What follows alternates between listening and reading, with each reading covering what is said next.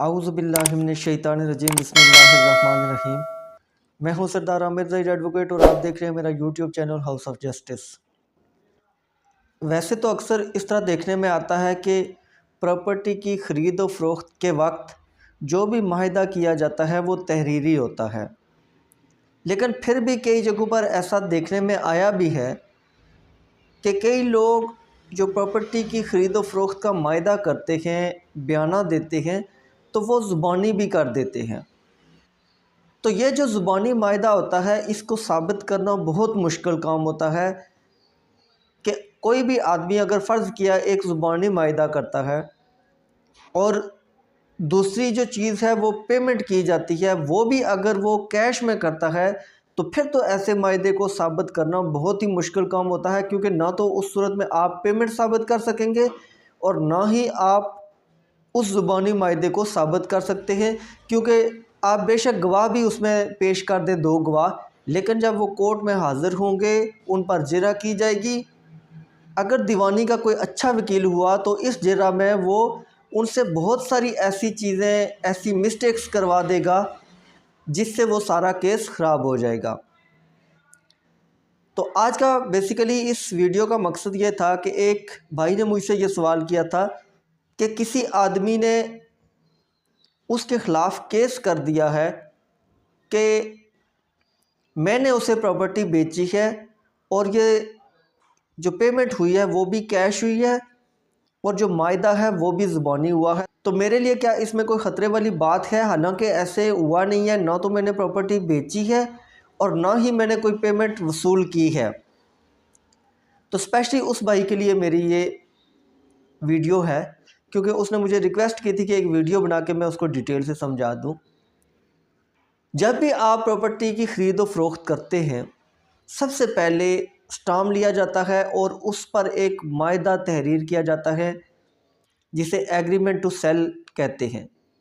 उसमें ये तमाम डिटेल्स के कौन सी प्रॉपर्टी है, कौन ख़रीद रहा है, कौन बेच रहा है, उसका खसरा खिवट खतूनी नंबर क्या है, मौज़ा कौन सा है, कब्ज़ा दिया जा रहा है या नहीं दिया जा रहा, टोटल कितनी उसकी सेल कंसिडरेशन तय हुई है, उसमें से एडवांस रकम अभी कितनी दी जा रही है बतौर बयाना, बकिया पेमेंट उसका क्या शेड्यूल होगा, कब कब दी जाएगी, इसके अलावा रजिस्ट्री कब करवाई जाएगी। तो ये तमाम डिटेल्स उस मायदे में लिखी जाती हैं, गवाहों के दस्तखत करवाए जाते हैं, बेचने और ख़रीदने वाले के दस्तखत होते हैं, जो कि इस बात का सबूत होता है कि ये किसी प्रॉपर्टी की ख़रीद व फ़रोख्त का मायदा हो चुका है।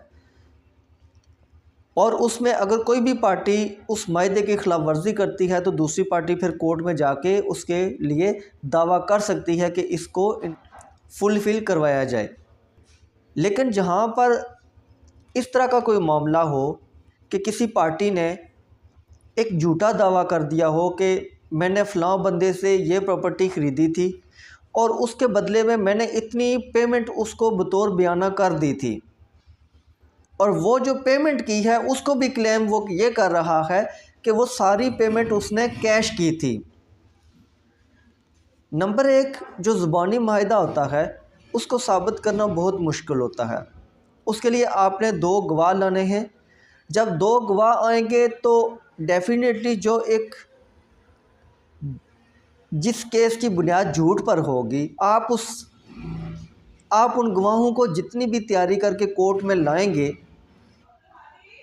तो मुखालिफ जो वकील है वो जब उन पर जिरह करेगा तो वो अगर कोई काबिल माहिर वकील हुआ तो वो उनमें कई कंट्राडिक्शन पैदा कर देगा।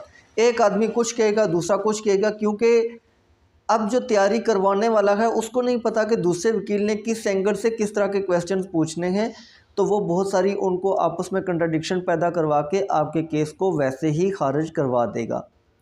सेकंडली, अगर आपने पेमेंट भी आप क्लेम कर रहे हैं कि मैंने कैश पेमेंट की है, तो अब अगर एक प्रॉपर्टी का मायदा, जैसे कि आप क्लेम कर रहे हैं कि ये प्रॉपर्टी मैंने ख़रीदी है, तो उसकी कीमत अगर 50 लाख है, उसमें से अगर आप कहते हैं कि आपने 25-30 लाख या 20 लाख भी पेमेंट की है, तो इतनी बड़ी रकम का लेन देन कभी भी कैश में नहीं होता, वो हमेशा बैंक के थ्रू होता है।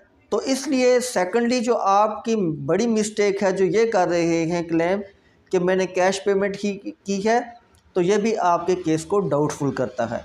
फिर एक और चीज़ देखी जाती है कि जो भी आदमी प्रॉपर्टी ख़रीदता है, अगर तो वो कोई बड़ी रकम बतौर बयाना पे कर देता है तो फिर वो उस प्रॉपर्टी का कब्ज़ा भी लाजमी लेता है। लेकिन एक आदमी अगर ये क्लेम करता है कि उसने एक बड़ी रकम बतौर बयाना अदा कर दी है, उसने जो ये मायदा था वो भी कह रहा है कि ये ज़ुबानी था, और फिर कब्ज़ा भी नहीं लिया, तो ये एक मानने वाली बात नहीं होती। तो इसलिए अगर ये मेरे भाई जिन्होंने मुझसे ये क्वेश्चन किया था, तो ये अगर सारी चीज़ें हैं कि मायदा भी ज़ुबानी है, पेमेंट भी कैश में हुई हुई है, और कब्ज़ा भी उस आदमी के पास नहीं है, कब्ज़ा आपके हवाले है, तो आपको घबराने की ज़रूरत नहीं है। आपके ख़िलाफ़ ये जो केस हुआ है, आपने सिर्फ ये काम करना है कि जो आप वकील एंगेज करेंगे तो ये देखना है कि वो सिविल काम अच्छा जानता हो, क्योंकि हर वकील की अपनी फ़ील्ड होती है। कोई सिविल काम करता है, कोई क्रिमिनल करता है, कोई फैमिली का अच्छा कर रहा होता है, कोई कॉरपोरेट सेक्टर में होता है। तो हर वकील की एक अपनी फ़ील्ड होती है।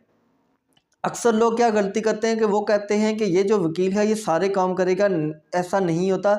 मैं एक मिसाल देता हूँ कि जैसे आप अगर किसी कॉलेज या यूनिवर्सिटी वगैरह में जाएं तो वहाँ वैसे तो वो जितने भी वहाँ पर टीचर्स होते हैं वो कहने में तो वो टीचर हैं, लेकिन मैथ का टीचर कभी इंग्लिश नहीं पढ़ाएगा, इंग्लिश का टीचर कभी उर्दू नहीं पढ़ाएगा, उर्दू का टीचर कभी फ़िज़िक्स नहीं पढ़ाएगा।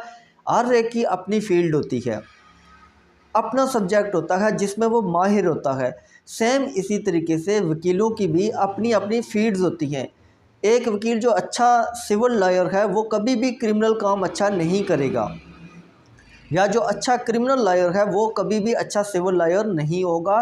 तो इसलिए जब भी आप वकील एंगेज करें तो आप देखें कि आपका केस किस नौइयत का है, किस नेचर का है, तो उसी तरह का जो माहिर वकील होगा, जिसकी वो फील्ड होगी, उसको आप एंगेज करें ताकि आपका नुकसान ना हो। तो व्यूअर्स, ये थी आज की वीडियो। उम्मीद है वीडियो पसंद आएगी। अगर वीडियो पसंद आई तो मेरे चैनल हाउस ऑफ जस्टिस को सब्सक्राइब करना ना भूलिएगा। इसी के साथ इजाज़त चाहता हूँ। अपनी दुआओं में याद रखिएगा। फ़ी अमानिल्लाह।